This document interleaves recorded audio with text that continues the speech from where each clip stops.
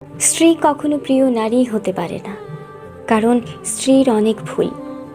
বেশিরভাগ লোককেই যদি প্রশ্ন করা হয় আপনার জীবনের সবচেয়ে প্রিয় নারী কে, স্বভাবতই অনেকেই উত্তর দেন মা। কেউ বলেন মেয়ে, কেউ বলেন বোন, কেউ বা বলেন নানি, কারণ সে তাকে কোলে পিঠে করে মানুষ করেছে। এমন অনেকগুলো সম্পর্কের কথাই উঠে আসে, খুব অবাক লাগে। একজন মানুষও উত্তর দেন না তার বউ তার সবচেয়ে প্রিয় নারী। আসলে বাঙালিদের সমস্যা, বউকে ভালোবাসি বললে মান সম্মান চলে যাবে, লোকে বউ পাগল বলবে, বউয়ের কাছে ছোট হয়ে যাবে, অথবা বাকি পুরুষদের সামনে হেডাম কমে যাবে।